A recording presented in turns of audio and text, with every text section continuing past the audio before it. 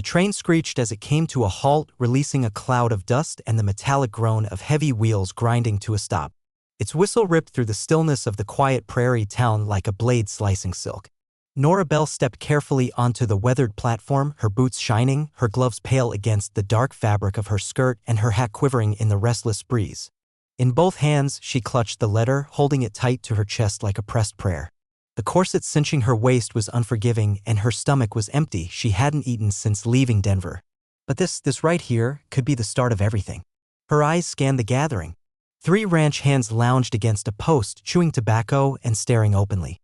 A few older women in faded dresses whispered behind lace fans. 2 barefoot children, dust-covered and wide-eyed, stared at her white parasol as if it were spun from starlight. And then she saw him, Franklin Nash. He looked broader than he did in the photograph. His gaze was sharp, his red neckerchief tight around his throat like it was strangling him. He walked with a slow, sure stride, already wearing a smirk. Nora stepped toward him, straightened her back, and offered a warm, composed smile. "Mr. Nash, I'm Nora." His eyes swept over her. The smirk disappeared. "This some kind of joke?" "No, sir," she replied, her voice steady. "I came because of your letter. The advertisement. You ain't what I had in mind." Nora blinked, then said quietly, I brought the letter if you'd like to see it." Her fingers trembled slightly as she unfolded the worn paper. "In search of a God-fearing woman with strong character for frontier marriage. Must be honest, gentle, and able to read." "That's me." He sneered. "You don't look like you've worked a real day in your life." "That's not true," she whispered. "I cared for my mother for 5 years. I fed her. I bathed her." He cut her off. "I need someone who knows cattle, not poetry." He spat, and the wad of it landed near her boot. "You're not made for this kind of life." Someone behind her chuckled. "Low. Mean." He crawled up Nora's face. Frankly turned and began walking away. "I gave up everything to be here," she said, her voice rising, tight with panic. "I sold my things. Left my mother's grave behind. Please, just let me prove myself." He only glanced back long enough to sneer. "You're too good for your own good. That's your problem." Then he disappeared into the crowd. The platform fell silent again, save for the wind and the slow tick of the station's clock. Nora's arms dropped to her sides. The letter slipped from her hands and floated down like a broken-winged dove. She stooped to retrieve it but froze. Her vision swam. Her knees buckled. A high-pitched giggle behind her, sharp as glass. "City girls never last out here," someone sneered. A woman in a saloon dress brushed past with a smirk. "Might as well turn around and head home." "I don't have a home," Nora said, the words barely audible, more breath than voice. She walked. She didn't know where she was going. Her boots echoed on the wood past the station master's window, past a little boy who held out a strip of jerky with big, uncertain eyes. She tried to thank him, but her throat tightened and the words wouldn't come. Nora didn't let the tears fall until she reached the cattle yard. Behind the troughs, hidden behind haystacks, she sank to the dirt and finally let go, not with wailing or sobs, but with a quiet, trembling breath that sounded like something delicate breaking. She curled into herself, hands over her ears, trying to shut out the laughter still echoing in her mind. This wasn't how it was supposed to go. She had done everything right. Followed directions. Prayed hard. Listened carefully. Kept herself proper. Pure. Respectable. Too good, Franklin had said. Like decency was a weakness to be punished. Before her, the prairie stretched wide and pale, unmoved by her pain. The sun beat down on her bonnet, turning the air thick and hot. Her dress was too elegant for the dust and heat. Her shoes bit at her toes. But worse than all of that was the way the townspeople had looked at her, not with sympathy or interest, but with cold dismissal, like she didn't matter. She remembered that look. Her father had worn it the day the farm was lost. "You're no use to anyone unless you learn to be hard." Her mother's voice came next, softer but full of sorrow. "Don't let this world make you cruel, Evie. That's how it wins." She hadn't. Not then. Not now. Still, her hands wouldn't stop trembling. In the distance, she heard a faint whistle. Not the train. A breeze, maybe, or some ghost of a sound carried from the deep belly of the prairie. She wiped at her cheeks, then forced herself upright. If no one here wanted her, she'd find something. Work. A path. Even if it meant digging ditches with bare hands. She'd lived through worse. As she turned back toward town, she saw him. A man stood by the water trough, unmoving, just watching. He wore a wide-brimmed hat pulled low. His coat was worn thin by time. His boots looked handmade, stitched with care. Dust coated him like a second skin. His face was still. Not cruel. Not curious. Just still. He didn't say a word. Nora blinked, her heart thudding as she walked past him. She braced herself for ridicule, a scoff, some sharp word. But nothing came. Only silence. A block later, her legs gave out, not with drama or sound. She just folded quietly like a tired willow onto the edge of a shaded porch. She tried to push herself up. Failed. A door creaked open behind her. Then he was there beside her, crouched low. His voice was soft, worn leather and wind. "You hurt." She shook her head. "Hungry." She gave the smallest nod. He helped her to her feet without another word. His hands were rough and steady, hands that had worked, not harmed. She didn't know his name. He didn't ask for hers. He simply opened the cabin door and stepped aside so she could enter. The inside was cool and spare. A tin kettle sat on the stove. One chair. A single shelf of books. Everything was clean but lived in. He poured water into a tin cup and handed it to her. She sipped it slowly, then looked toward him. He was by the window now, watching the last bit of sun slip behind a far ridge. "I'm sorry for the trouble," she said. "You didn't cause any. I don't want to be a burden." "You ain't." She hesitated. "Do you usually take in strangers?" "No." The quiet returned. She glanced around. No family photos. No ornaments. Just a plain folded blanket on a narrow cot. "Is this where you live?" He gave a small nod. "I'm Nora." Another nod. Then, after a long pause, "Levi." She studied him for a moment. His fingers were folded, one thumb slowly rubbing the other. "A habit, maybe? Born of grief. Or prayer." "I should go," she murmured, though she had no idea where to go. Levi finally turned to face her. His eyes weren't unkind, but they were careful. Searching. "There's stew on the stove," he said simply. "You're welcome to it." She hesitated, then sat down again. She hadn't tasted stew in weeks. As she ate, he stepped out onto the porch, arms crossed, saying nothing. They didn't talk much that evening. But something inside her settled. Not healed. Not repaired. Just quiet. And sometimes that's all the soul needs to last one more day. Outside the window, the prairie faded into night. And the man who hadn't laughed, hadn't questioned, hadn't spoken more than a few words, still stood watch, like he was guarding something worth keeping. Like maybe he'd seen it before anyone else had. She sat up slowly, disoriented at first. For a moment, nothing made sense until it all returned in a rush. Frankly's rejection, the blistering heat, the long walk, the porch. "Levi." Swinging her legs over the side of the cot, she gasped softly. A basin of warm water set neatly on the floor beside her, with a folded cloth and a single bar of lye soap beside it. Someone had gone out of their way to make her comfortable. It had been so long since anyone had done that for her. She washed in silence. The water stung where the shoe had rubbed her heel raw. She winced but then smiled faintly. The pain was sharp, but it belonged to her. Not something inflicted by a man with cold eyes and a cruel mouth. When she stepped into the modest kitchen, Levi was already sitting at the table. He didn't look up. Instead, he poured black coffee into a tin cup and slid it toward the empty chair across from him, then went back to eating. A simple breakfast, bacon, bread, a boiled egg. Nothing extravagant, but to Nora it smelled like comfort. "I can pull my weight," she offered quietly after a moment. "I can sew, and I read well, and you need to eat," he said, not raising his eyes from his plate. His voice was rough but even, as though it had been worn smooth from disuse more than anger. She sat down, uncertain. He glanced at her then. "You were out for nearly 12 hours. Figured you might have needed the rest." "I guess I did," she murmured. A long silence stretched between them, but it didn't feel tense, just quiet. Levi didn't match the picture she'd painted of a rancher. He had the frame for it, broad shoulders, thick wrists, hands used to work, but none of the swagger. He didn't fill empty space with idle words or spit tobacco into a tin can. He didn't appraise her like she was something to be weighed. He just ate, slow and thoughtful, like each bite had a purpose. "You live here by yourself?" she asked. He gave a nod. "For how long?" 6 years. "Your wife?" she asked gently. His jaw tensed, almost imperceptibly. Another nod. "I'm sorry," she said softly. "What was her name?" Nora blinked as the word landed. "Abigail." He stood without warning, walked to the door, and pulled it open. Morning sunlight poured into the room like water over stone. Fever got her. After that, it was just quiet. She followed him out, holding her coffee close, and stood next to him on the porch. The land stretched endlessly in golds and browns, gentle hills, scattered brush, a shimmer of water in the distance like a stray ribbon of silver. A hawk floated in slow circles high above. It was breathtaking, but only in the way loneliness can be beautiful. Levi spoke again, his tone steady. "You think you'll stay?" Nora swallowed. I don't really have a plan anymore.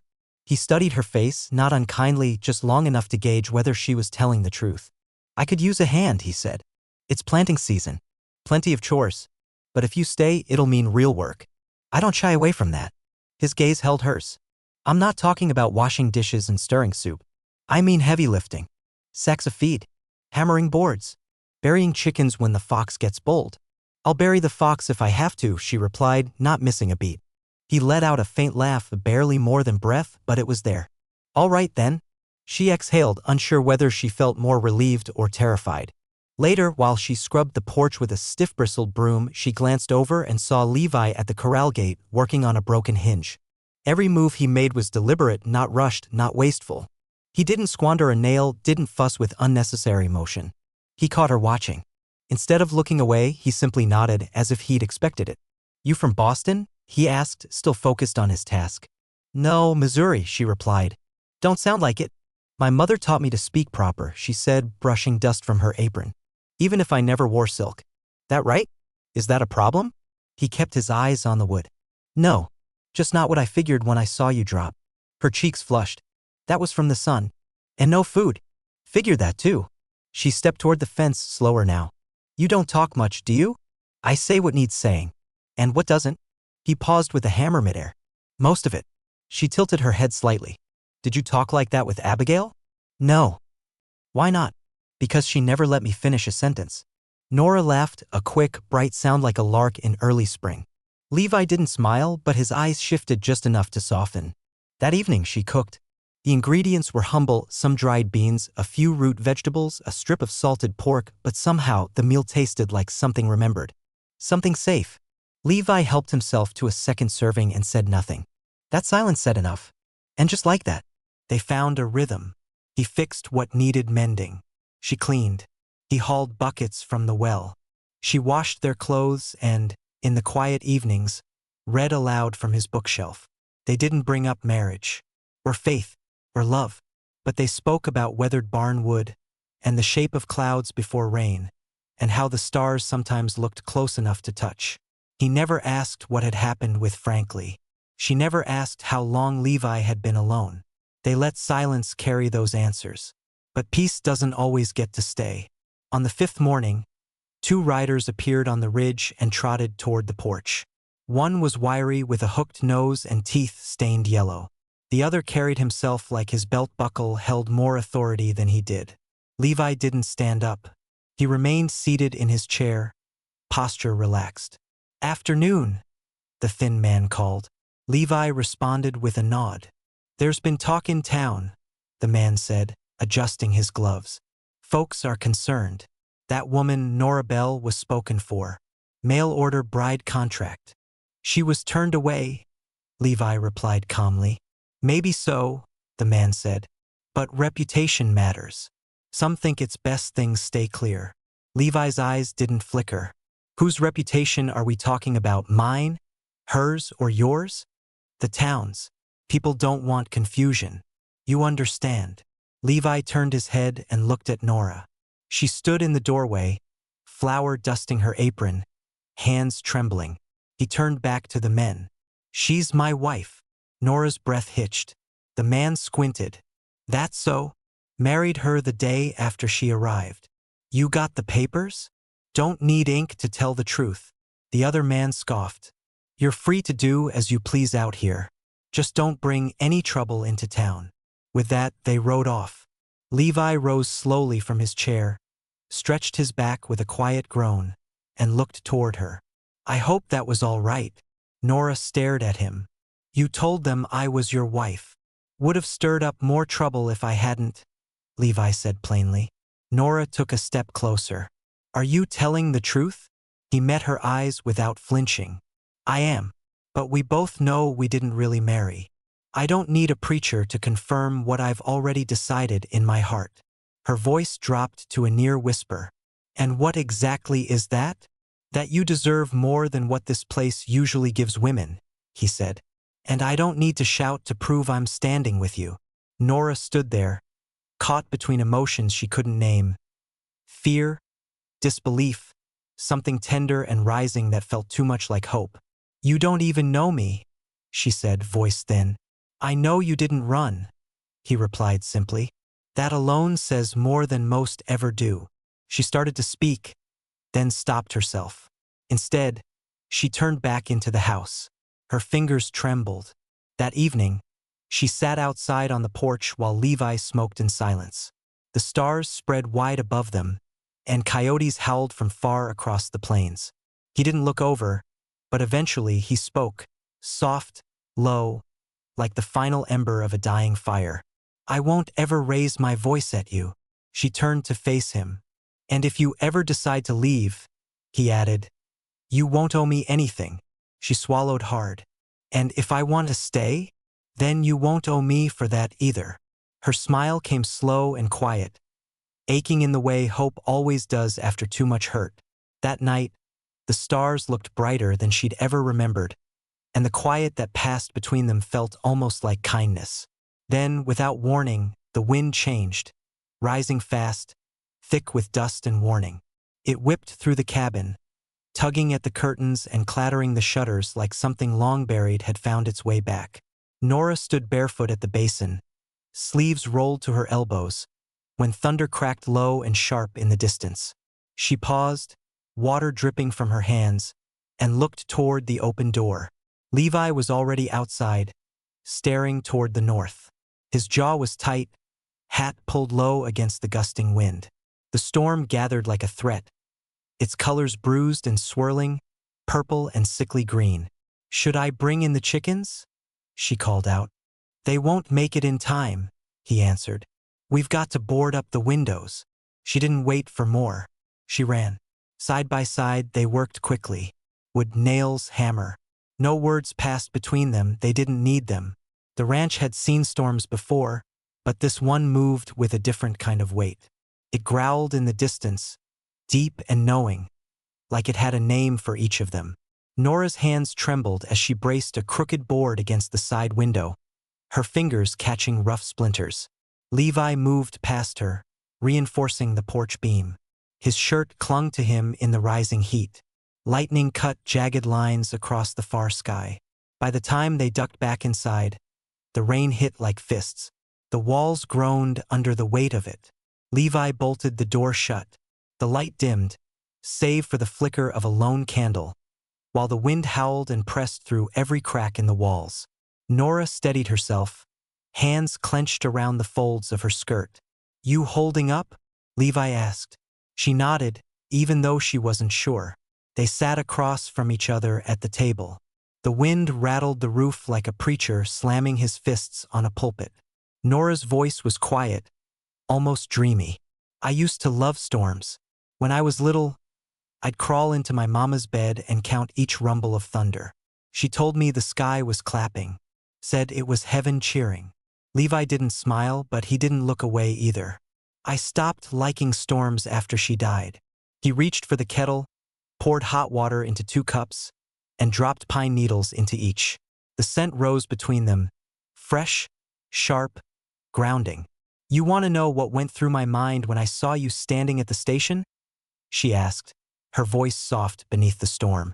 I saw a man waiting, and I thought, he's either heartbreakingly lonely or dangerously unpredictable. She lowered her eyes to her cup. Now I'm pretty sure you're both. He said nothing at first, but then he leaned in, elbows resting on the table, gaze steady. You're not wrong. Outside, the wind screamed. Something slammed hard against the outside wall. Nora flinched. Levi stood and walked toward the door. Nora moved with him. I'll go, he said. You stay. I'm not scared, she whispered. I know, he said, but I am. She didn't understand until he stepped out into the driving rain. She waited, counting breaths, staring at the candlelight that danced with the wind. Then another voice. It wasn't Levi's. A shout, ragged, weak, a cough. She ran to the door and threw it open. Levi stood soaked under the overhang, rifle in one hand. At his feet lay a man, crumpled in the mud. His shirt was torn, his head bloodied. Nora rushed to them. Who is he? She asked.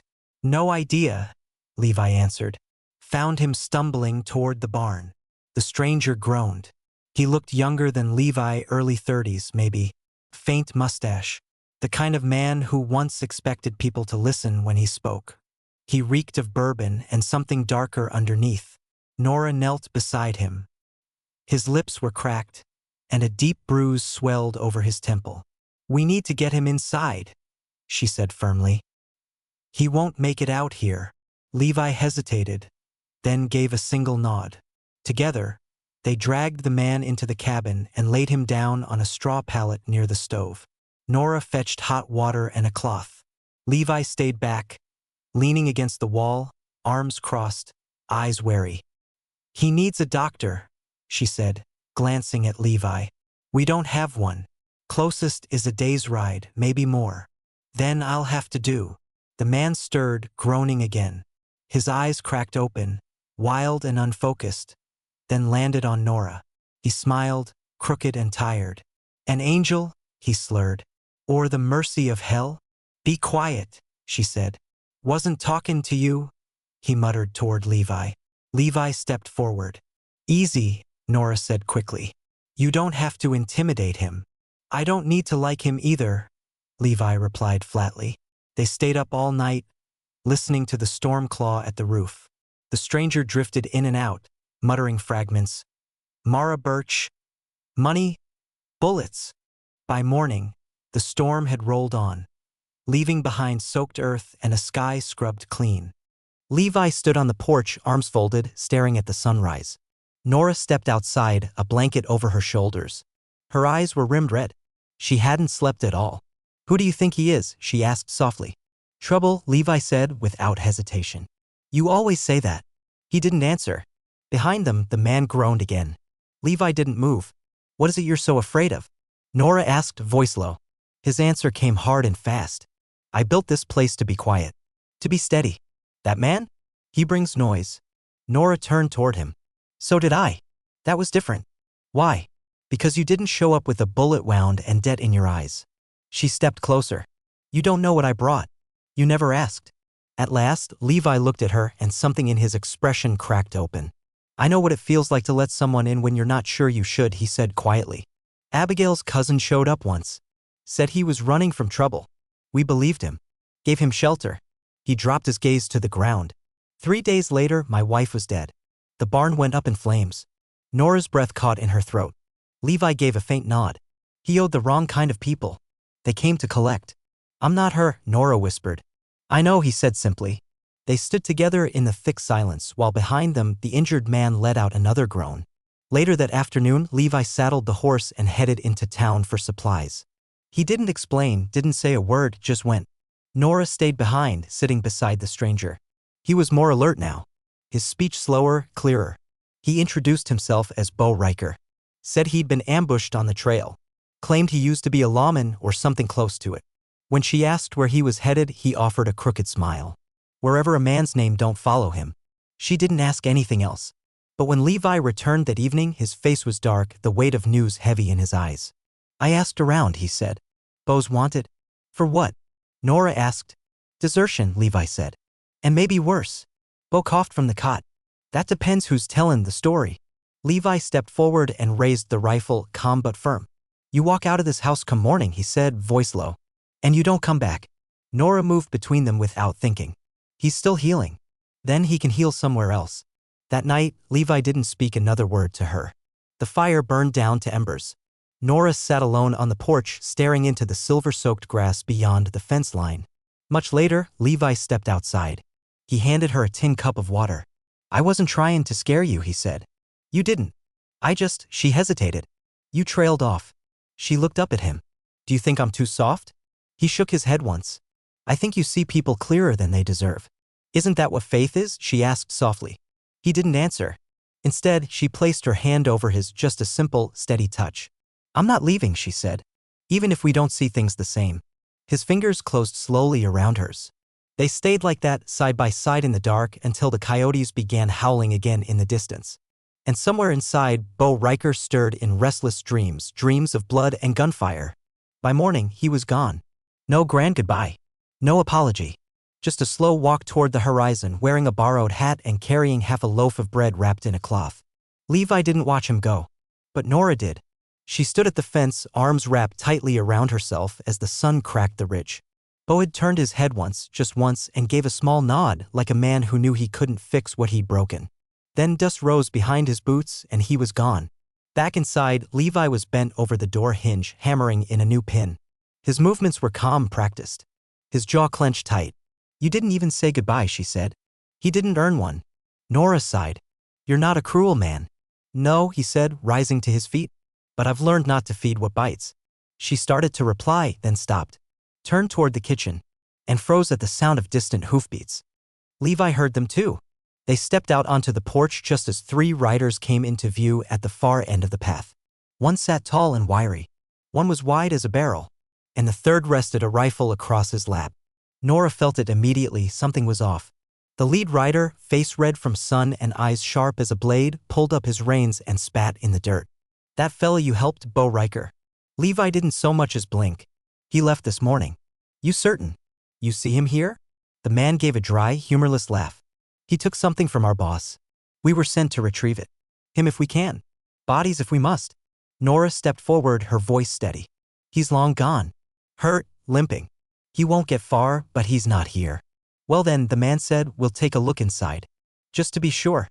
Levi's hand drifted to his hip where his revolver hung unused for years. "You're not stepping past that threshold." The youngest rider, the one with the rifle, shifted nervously in his saddle. "Ain't worth dying for, sir."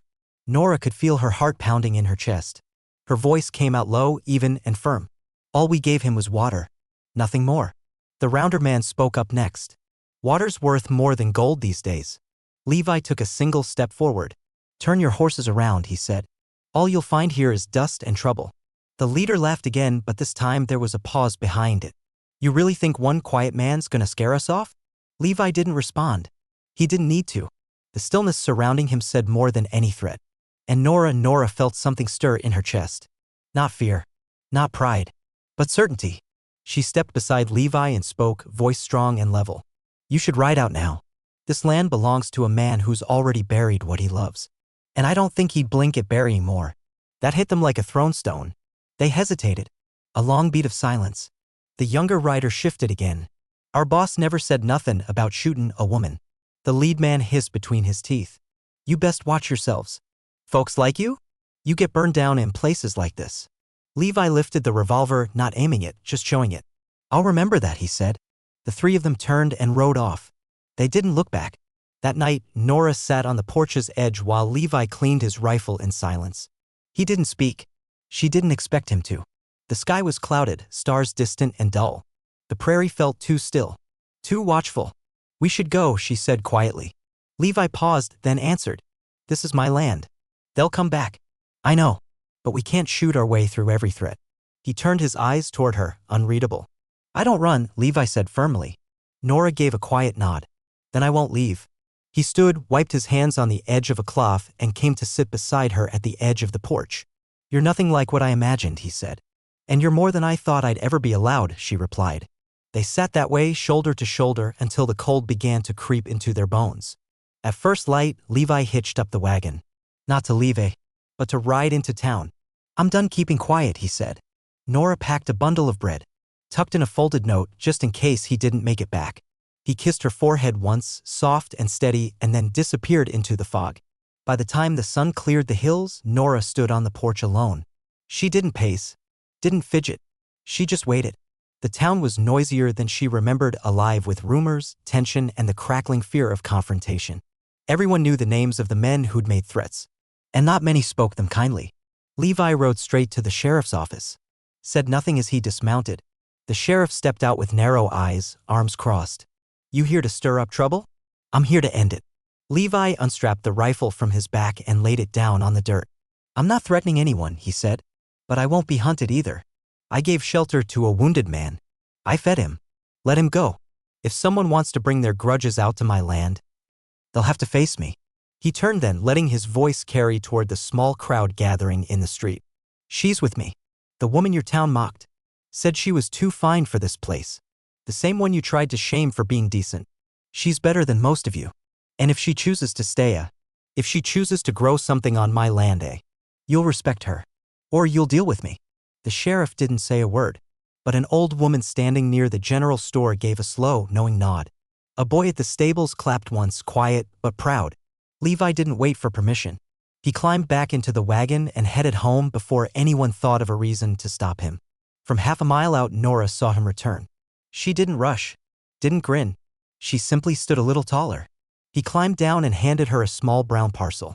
"Town gave us sugar." She blinked. "Well, that's something." "They'll leave us be now," he said. "Because of the gun?" He shook his head. "No, because of you." She reached for his hand. "I used to think kindness was small," she said softly. "Just good manners." A soft voice. "But it's more than that, it's protection. It's armor." "And I thought silence meant safety," Levi replied. "But I know now it only matters if it shields the right things." The sun dipped low behind them, setting the prairie aglow in gold and quiet fire. A breeze carried the smell of distant smoke. Not the scent of threat, but the kind that follows a clearing. The kind that means something new can grow. As they stepped inside, Levi paused at the threshold. "There's one thing I never asked," he said. "Back when you first arrived, what were you hoping to find?" Nora looked around the little home, worn floorboards, patched curtains, a stove with chipped paint, and smiled. "A place where I could be good and not be punished for it." He nodded slowly. "Then I hope I'm enough." "You are," she said. "But you never needed to prove it." "I did." They ate together that night as dusk folded itself gently around them. No threats. No fear. No ghosts. Just two people figuring out what safety felt like when you hadn't had it before. And when the stars returned, they came in quiet, as if to say, "We see you, and we approve."